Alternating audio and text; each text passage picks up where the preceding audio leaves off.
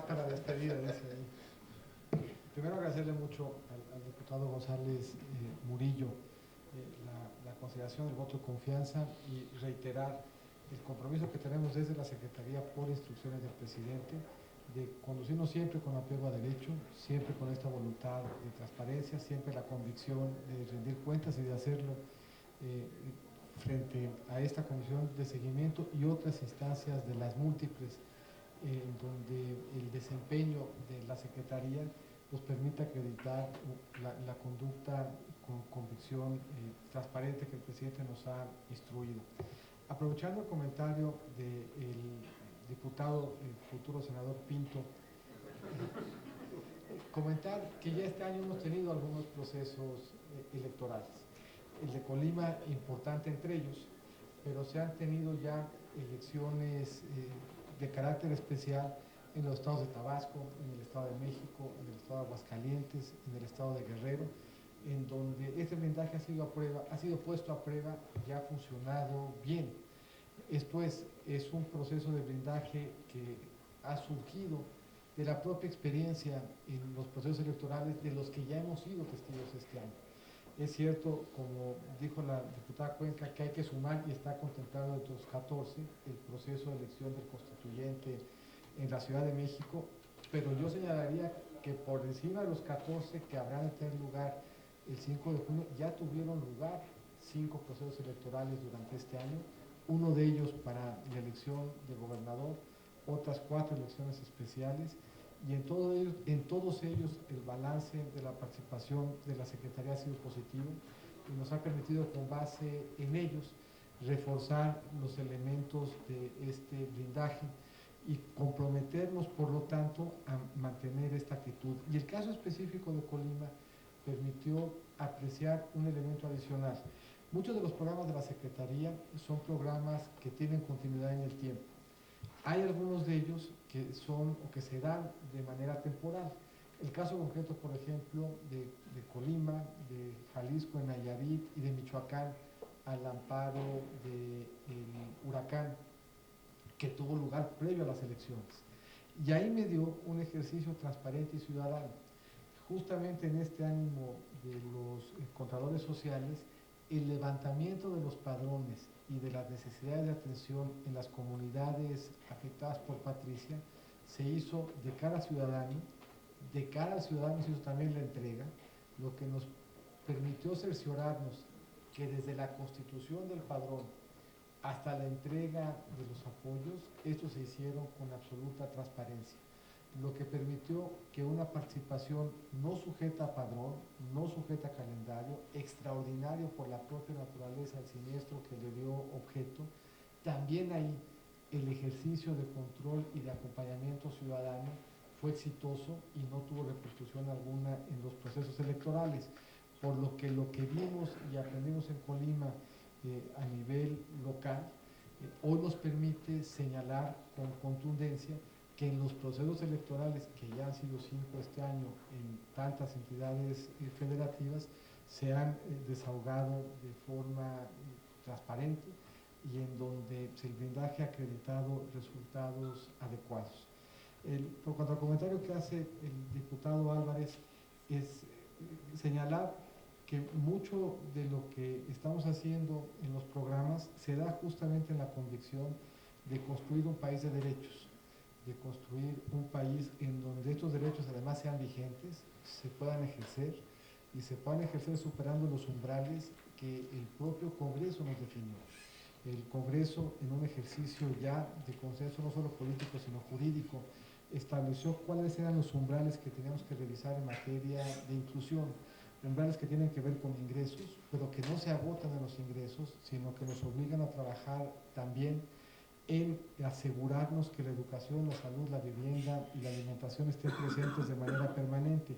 Y eso nos ha obligado a hacer las cosas diferentes en materia del despliegue de los programas sociales. Nos ha obligado a coordinarnos entre nosotros, nos ha obligado a coordinarnos con las diferentes entidades federativas, con los distintos gobiernos municipales, y ha hecho, por lo tanto, del ejercicio de la política social una política que se acerca mucho a ser una política de Estado. Comentaba el diputado Acosta Naranjo que hoy gobiernan el país partidos de diferentes signos y con ellos hacemos equipo en el desarrollo de nuestra política social y por lo tanto nuestro despliegue implica coordinar el gobierno federal, el estatal y el municipal, en muchos casos de 3 diferentes partidos, para realizar acciones que se alejan mucho de los espacios de simulación. Acciones, por ejemplo, que hoy implican que de la mano no solamente los gobiernos, sino de los rectores de más de 6,000 universidades, nos permitan cerciorarnos que todos los estudiantes de educación pública superior en el nivel de preparatoria técnico universitario tengan el número de seguridad social y lo sepan ejercer. Eso implica de forma transparente coordinarnos entre nosotros, CIDESOL y el IMSS, la Secretaría de Salud, la Secretaría de Educación Pública, coordinarnos con los estados, con los municipios y con 6,000 rectores en beneficio de 7 millones de estudiantes, por solamente poner un ejemplo. Pero como podríamos hablar de lo que estamos haciendo en materia de seguro popular y las poblaciones de pobreza prospera y de adultos mayores. Y podríamos también hablar de lo que estamos haciendo en materia de que las estancias infantiles sean a partir de ahora instancias donde se ofrezca cuidado, alimentación, pero también educación. Y en todo ese despliegue estamos sumando a todos los niveles de gobierno, dentro del gobierno del presidente Peña Nieto, una adecuada coordinación y estamos sumando también a sociedad civil y al sector empresarial, lo que asegura que la política social no sea patrimonio de un gobierno, sino de todos, y no es un esfuerzo exclusivo del gobierno, sino que involucre también y movilice a la sociedad para transformar una realidad que hoy nos sigue vulnerando, que nos sigue lastimando y que estamos empeñados y comprometidos en transformar para que convirtamos al país en un país donde los derechos sean vigentes y en ellos estemos incluidos todos. Comentarle al diputado Caballero un par de elementos. No hay manera física de que recursos vinculados a Prospera estén en bodega ninguna. El último pago que se hizo del programa Prospera se dio el 23 de abril en todos y cada una de las entidades donde habrán elecciones. Como aquí hemos comentado, parte de los elementos que están al centro de la estrategia de blindaje electoral es la garantía plena de que habremos de entregar los recursos para quien los necesite de forma transparente. Pero la calendarización permitió de manera afortunada distancia entre la última entrega y el proceso electoral. En el caso de Prospera, no habrá, y en el caso de adultos mayores, no habrá pagos ya entre el día de hoy, de hecho no los habrá desde el 23 de abril, y los volverá a ver hasta después del proceso electoral. Por lo que esté usted cierto, diputado Caballero, que no encontrará usted recursos en bodega ninguna, ni de Zacatecas, ni de Veracruz, ni de ninguna otra entidad, porque no habrán de hacerse ya pagos, sino hasta después del mes de junio de estos programas sociales, entre los cuales, por cierto, no se encuentra ninguno a nivel federal que guarde ese título. Por lo que insisto, el cuidado que se tuvo de balancear la garantía individual del acceso a los programas con el respeto a los calendarios, hoy nos permite estar ciertos de que no habrá ningún pago de esos programas, sino hasta después del proceso electoral. Las Contralorías Sociales cumplen este año 20 años de haberse concebido como un esfuerzo de control ciudadano. Y son contralorías que se van escogiendo por los propios beneficiarios. En algunos casos de naturaleza temporal, como en el caso de Colima con Patricia, en algunos casos de manera permanente, como en el programa de adultos mayores o en el programa de Prospera. En la selección de los contralores sociales no media un arreglo político porque los escogen los propios beneficiarios en la asamblea y los van renovando. No se escogen para el proceso electoral ni su gestión se circunscribe al mismo. Los contralores sociales trabajan antes, durante y después de los procesos sociales. Y lo que hemos venido buscando hacer con ellos es que tengan, y lo tienen hoy cada uno de estos 550,000, esto sí por primera vez, un manual único del ciudadano vigilante, en donde les explicamos en lenguaje ciudadano cómo funcionan cada uno de los programas y sus requisitos de los que nos están ayudando como contralores sociales a mejorar. Esperamos de ellos diálogo y consejo de cómo brindar mejor atención, pero esperamos también de ellos que sean una fuente efectiva a través de la cual se presenten denuncias o quejas. No media, por lo tanto, de la Secretaría ni de ninguna otra autoridad municipal o estatal posibilidad de modificar la composición del Contralor Social. Insisto, instancia que lleva vigente ya más de 20 años y que se ha venido renovando y actualizando permanentemente. Lo que sí se hizo por primera vez es darle mucha centralidad al esfuerzo de la Contraloría Social y dotarlos de los mejores elementos de diálogo entre los beneficiarios y con nosotros para asegurarnos que sea una función que esté adecuadamente empoderada para conducir un diálogo que mejore la comunicación con los beneficiarios entre sí y con nosotros. Y aprovechamos la existencia del mecanismo de manera particular en el proceso electoral para incluir en el Manual Único del Ciudadano justamente los lineamientos de los blindajes electorales, para que ellos estén también conscientes de cómo pueden participar en el blindaje electoral y de cuáles son las conductas respecto a las cuales tendrían que estar atentas y cómo en su caso presentarnos quejas o denuncias. Nosotros agradecemos mucho este planteamiento que hace la diputada Cuenca de mantenernos en permanente diálogo, en el ánimo de que la gestión de los programas durante el proceso electoral, pero antes y después del proceso electoral también, sea una gestión de los programas que nos permitan brindarle una buena atención al ciudadano, que es al final del día pues, la razón de ser de la política social. Tiene razón el diputado Acosta Naranjo al comentar, y nos parece que es muy pertinente en esta comisión de seguimiento, que a cada uno de nosotros toca jugar un papel distinto. Le toca jugar un papel a la Secretaría en este esfuerzo de blindaje, de control, de administración transparente, de rendición de cuentas en materia de la gestión que hacemos de los diferentes programas, pero no somos una autoridad jurisdiccional. No nos toca a nosotros desahogar muchos de esos elementos. Lo que nos toca es estar atentos y estamos obligados incluso formalmente a brindar atención a los informes que nos sean requeridos, y eso habremos de hacerlo de manera puntual, por lo que nuestra gestión no presupone y no prejuzga respecto de los elementos de información disponibles y que se manejan. Estamos atentos y conscientes de lo que se dice, de lo que sale en las noticias, pero la forma como hoy actuamos pues implica todos estos elementos de blindaje e implica estar atento a las disposiciones que conforme a la arquitectura jurídica que hoy tenemos son responsabilidad de otras instancias. El Comité Central ha sesionado ya 4 veces. Va a sesionar formalmente 72 horas antes del proceso electoral, porque 72 horas antes del proceso electoral entran en vigor, conforme al blindaje, algunas disposiciones puntuales y efectivas. Por ejemplo, 72 horas antes del blindaje habremos de tener cuidado y de poner a buen resguardo muchos de los recursos materiales de la Secretaría para asegurar que no se haga de ellos un mal uso en el proceso electoral. En esas 72 horas, además, habremos de tener grupos de trabajo de enlace para que haya plena capacidad de comunicación entre el Comité Central, los comités locales y los grupos de trabajo, para que una serie de medidas que se tomarán 72 horas antes del proceso electoral nos ayuden a darle mayor puntualidad al ejercicio del blindaje. Y entre esa sesión, que habrá de darse 72 horas antes el día de hoy, habrá de haber por lo menos otra sesión intermedia.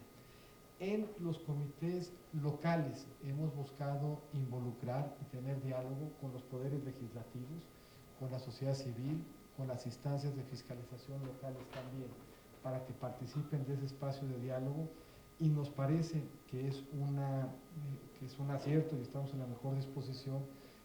que haya un espacio de diálogo y un mecanismo de comunicación entre esta comisión, si así ustedes lo estiman, y quienes integran el Comité Central, que son fundamentalmente los funcionarios responsables de los programas, acompañados del titular del órgano interno de control y del abogado general y comisionado para la transparencia, aquí presentes ambos dos, porque son las facultades de ellos las que le dan capacidad de actuar al Comité Central de Legalidad y Transparencia y puntualmente al Comité de Blindaje Electoral. Este comité lo que hace en la práctica es que es la instancia a través de la cual el órgano interno de control y el titular de la unidad del abogado general pueden ejercer sus facultades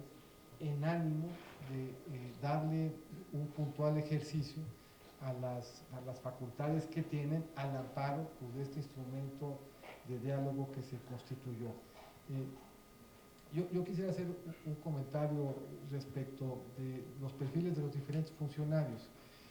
Es cierto que un perfil ciudadano tiene en muchas ocasiones ventajas, pero es cierto también que en el curso ordinario de desempeño del servicio público,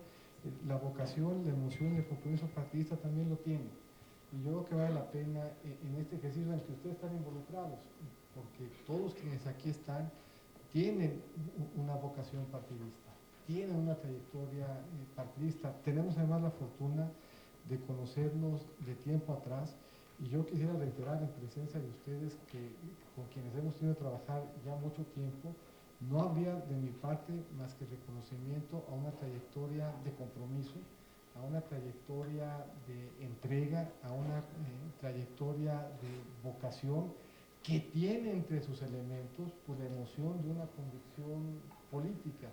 Y me parece que el desempeño público con emoción política le da a la política también dignidad, le da a la política altura, le da a la política convicción, y que mal haríamos en lo general en señalar que el compromiso político, que el compromiso ideológico, que el trabajo de compromiso de partido, por definición implica un ejercicio de servicio público que no se apegue a derecho. A mí me parece que vale la pena dignificar en esta comisión ese trabajo de compromiso. En muchas ocasiones el desempeño partidista implica, y además esto es cierto porque me consta en quienes soy íntegro de esta comisión, que salieron a caminar a la calle, que salieron a pedir el voto, que conocen las necesidades de las comunidades en las que se desempeñan, que sirven a esas comunidades con vocación y que entregan, y que en el diálogo permanente que tiene la Secretaría con el Congreso permea, se ve y es útil esa convicción y esa entrega con sus comunidades. Por lo que a mí me parece valioso rescatar que no solamente no se pelean, sino que complementan al servicio público y lo enriquece la vocación y el compromiso que da el desempeño y la experiencia de servir a la ciudadanía también desde ese espacio y ese desempeño,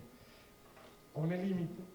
de que siempre tiene que estar apegado a derecho, de que siempre tiene que ser de manera transparente,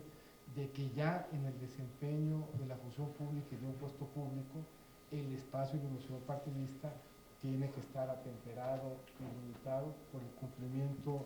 puntual de las observaciones de ley. Comentar, como dice el diputado Mota, que hemos sido muy cuidadosos por convicción y por decisión del presidente de tener en esto un despliegue transparente. La obligación constitucional que tenemos es una obligación constitucional que nos implica, por ejemplo, detener la propaganda electoral. Pero no habría nada, excepto la prudencia política, que nos hubiese impedido, por ejemplo, seguir afiliando. Pero pensamos que en nada obstaculiza al ejercicio de las garantías individuales de quienes tenemos la obligación de atender, que detengamos la afiliación un poco antes y la empecemos a hacer un poco después de los programas. Nada hay que nos impidiera, incluso en el caso de los programas que no tienen padrón, seguirlos desahogando, pero en ánimo también de este deseo de una conducta transparente, en nada obstaculiza y en nada afecta que las entregas de los programas, que como dijo bien Adolfo, el diputado Mota, no tienen un calendario puntual, sino que se pueden justamente recalendar para ancho después. Es una interpretación amplia la que hicimos de la propaganda, justamente en ánimo de salvaguardar estos procesos. Yo quisiera reiterar, ya solamente de cierre, respecto de cualquier circunstancia que se nos da a conocer, el compromiso que tiene la Secretaría con un actuar transparente, con esta estrategia de blindaje, el respeto pleno que tenemos de las instancias a quienes sí corresponde dar seguimiento a las denuncias y a las quejas, de las cuales sabremos nosotros de estar atentos,